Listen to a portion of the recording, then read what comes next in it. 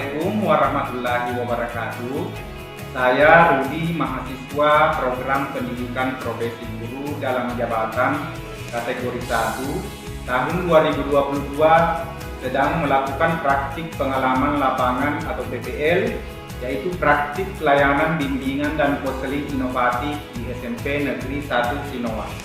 Pada kesempatan ini saya akan melakukan konseling individual dengan pendekatan konseling behavioral dengan teknik modeling simbolik. Terima kasih.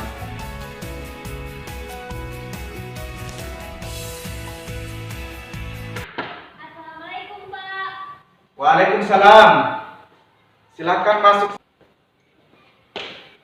Terima kasih, Pak. Maaf mengganggu. Tidak apa-apa, Anda. Silakan, Anda. Bagaimana tempat duduk, sudah nyaman atau belum? Kalau belum, nanti kita cari tempat duduk yang lain. Oh iya, silakan Anda. Oke, baik Nanda, apa kabar? Alhamdulillah, luar biasa baik, Pak. Alhamdulillah. Sebelum kesini Nanda belajar apa? IPA, Pak. IPA, Ibu Miss ya? Iya, Pak. Kemudian selanjutnya belajar apa? Belajar matematika, Pak. Matematika diajar sama siapa? Ibu Suri. Oh, Ibu Suri ya, oke. Baik, bagaimana Anda sudah siap melanjutkan konseling untuk pertemuan kedua hari ini? Siap, Pak. Oke, Nanda masih ingat apa yang menjadi tujuan konseling kita yang pernah kita bahas atau kita sepakati pada pertemuan pertama? Iya, ingat, Pak. Saya ingat sekali bisa bicara di depan orang banyak, Pak. Dan kalau saya dipanggil maju di depan, saya tidak gemetar, tidak nervous, tidak berkeringat. Jadi saya tidak gagap lagi di saat bicara. Tapi paling tidak, saya bisa berani maju ke depan pada saat saya disuruh maju ke depan untuk presentasi. Oh, bagus Nanda. Seperti yang pernah Bapak sampaikan pada pertemuan pertama, terkait masalah kurang percaya diri yang Nanda alami, yaitu kurang percaya diri tampil di depan kelas, maka Bapak akan mencoba menerapkan pendekatan behavior dengan teknik modeling simbolik, di mana di teknik ini Bapak akan memutarkan video tentang siswa yang kurang percaya diri mampu melawan kurang percaya dirinya dan bisa percaya diri. Semoga dengan penerapan pendekatan dan teknik ini bisa membantu Nanda mendapatkan solusi dari masalahnya. Iya, Pak. Oke, selanjutnya Bapak akan memutarkan video di mana dalam video ini menampilkan model yang akan menjadi contoh untuk ditiru bagaimana cara meningkatkan rasa percaya diri. Sebelum Nanda menonton video ini, Bapak akan memberikan lembar LKPD yang nantinya akan Nanda isi pada saat menyimak video yang Bapak putarkan. Bagaimana? Sudah siap untuk menyimak videonya Nanda? Iya, saya sudah siap, Pak. Oke, jadi Bapak akan memberikan LKPD ya, diisi nanti. Sementara menonton video, Nanda akan mengisi LKPD-nya ya, sesuai dengan pertanyaan yang ada di LKPD setelah menyimak video. Oke, silakan Dr. Nanda sambil mengisi LKPD-nya ya.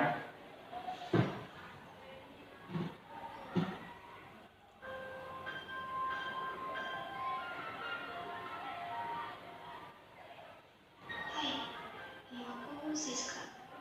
Umurku 17 tahun. Sekarang aku kelas 12. Senang tambah itu sekarang. Aku senang sekali. Saking senangnya, mungkin ini adalah hari terindah dalam hidupku.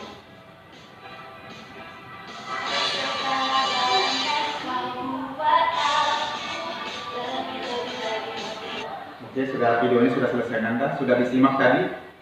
Iya, Pak. Sudah diisi LKPD-nya? Oh iya. Baik Nanda, untuk pertemuan kedua ini kita sepakati selama 45 menit ke depan ya. Iya, Pak.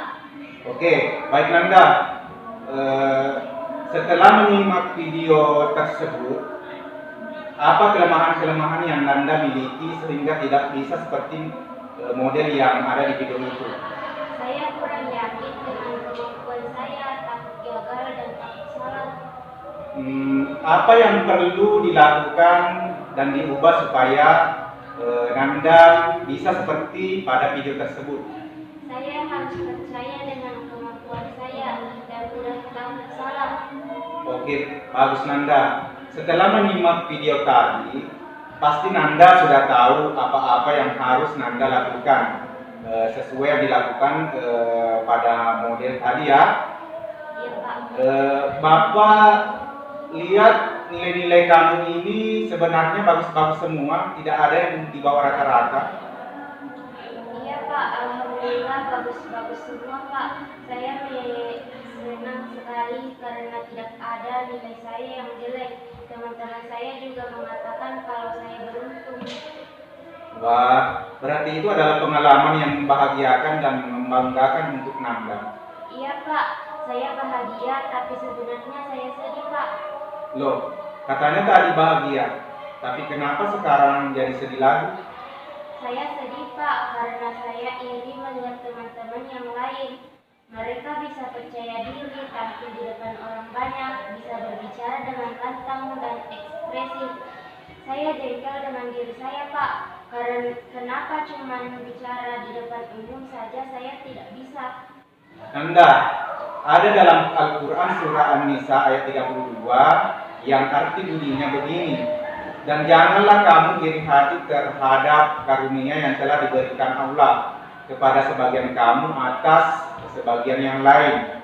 Nah, maksud dari ayat ini adalah kita diberitahu kalau kita sebagai hamba Allah tidak boleh merasa iri hati terhadap apa yang dimiliki oleh orang lain yang tidak kita miliki, sebab akan menimbulkan dampak negatif bagi kita. Mungkin akan timbul sikap kufur nikmat, bahkan tidak mau menerima karunia Allah.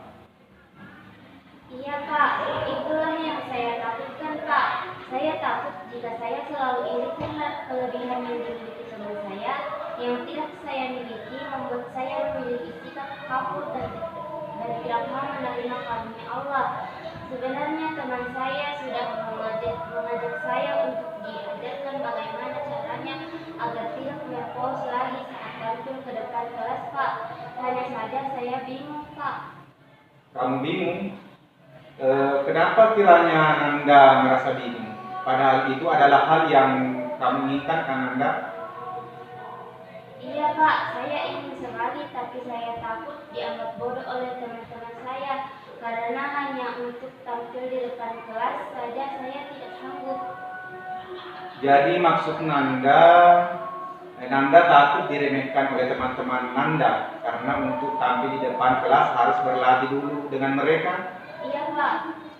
Jadi setelah apa yang telah Nanda sampaikan tadi, alangkah baiknya jika kita simpulkan dulu agar hasil dari pembicaraan kita semakin jelas. Yang pertama, tekad Nanda untuk lebih percaya diri berbicara di depan orang banyak semakin jelas. Kemudian yang kedua, Nanda sebenarnya ingin sekali diajar oleh teman Nanda untuk latihan sebelum tampil di depan kelas. Hanya saja Nanda takut diremehkan oleh teman-teman Nanda ya. Iya Pak, tapi sebenarnya sebenarnya saya ingin sekali diajarkan oleh teman saya itu Pak. Bagaimana menurut pendapat Bapak? Kalau menurut Nanda itu bisa membantu, Bapak akan mendukung dan jangan ragu, lakukan saja. Tapi ingat Nanda, kalau Nanda memutuskan menerima bantuan teman, berarti Nanda harus siap menerima ocehan teman-teman Nanda. Dan juga sebelumnya Nanda harus berbicara dengan teman-teman Nanda serta menjelaskan alasan kenapa Nanda harus latihan dulu sebelum tampil di depan kelas agar mereka bisa mengerti. Tapi bagaimana menurut Bapak kalau saya tidak menerima bantuan teman saya itu? Kalau menurut Bapak, jika Nanda menerima bantuan dari teman Nanda itu akan memudahkan beradaptasi karena yang akan mendengarkan Nanda itu untuk tampil di depan kelas salah satunya adalah mereka. Tapi saat kamu sebelum menerima bantuan dari teman Nanda, itu Nanda perlu menjelaskan bahwa Nanda berlatih agar kepercayaan diri Nanda bisa meningkat saat tampil di depan kelas tanpa terbata-bata lagi. Pasti teman Nanda bisa mengerti, karena setiap manusia itu memiliki kelebihan dan kekurangannya masing-masing. Oh iya Pak, saya mengerti. Oke, baik.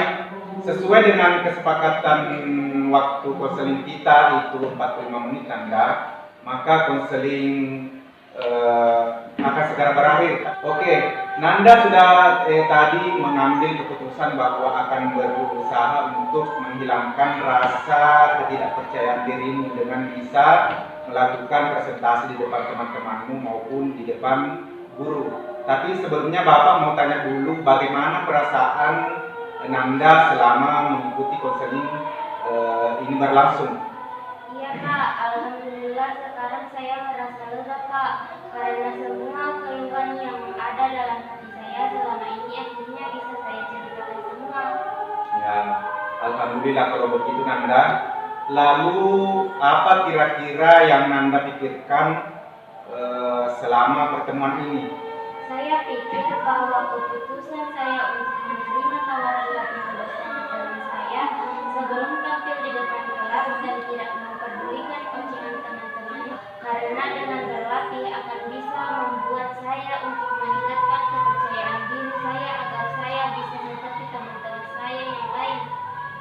Oke, bagus sekali Nanda. Jadi apa kira-kira rencana Nanda sementara ini sebagai pegangan untuk tindak lanjutnya? Iya Pak, jadi insya Allah yang pertama yang harus saya lakukan adalah saya menerima tawaran dari teman saya dan berlatih juga belajar bersama mereka. Kedua, saya tidak boleh iri terhadap apa yang tidak saya miliki, yang dimiliki oleh orang lain. Dan ketiga, sebelum saya tampil di depan kelas, saya akan berpenampilan rapi sehingga saya akan merasa lebih percaya diri. Juga saya harus berdoa sebelum tampil, saya rasa itu yang akan saya lakukan Pak. Kita sudah berbicara banyak. Apa yang bisa Nanda simpulkan dari pertemuan ini? Jadi saya tahu langkah-langkah apa yang harus saya lakukan untuk mengatasi rasa tidak percaya diri saya Pak. Ya, rupanya Nanda sudah paham dengan apa yang ingin Nanda lakukan. Nanda pasti bisa. Itu pilihan yang bagus sekali. Ayo, terus lakukan jika menurut Nanda itu dapat membuatmu jauh lebih baik, dan jangan menyerah jika pada saat Nanda melakukan itu kamu menemui hambatan atau halangan, tantangan yang menghadang, karena tidak ada orang yang sukses tanpa tantangan. Iya Pak, terima kasih. Dan jangan sungkan Nanda, jika Nanda ada yang ingin kita bicarakan bersama, datang saja menemui Bapak lagi. Iya pasti Pak. Sebelumnya Bapak akan evaluasi sesi konseling kita pada hari ini. Baik Pak. Oke, Bapak akan memberikan lembar penilaian hasil konseling individu. Silakan dikerja dulu nak.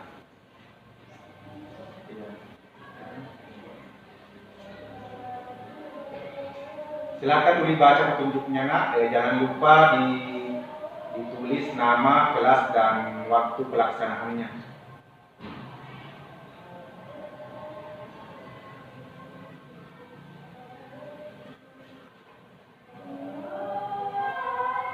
Sudah selesai Pak.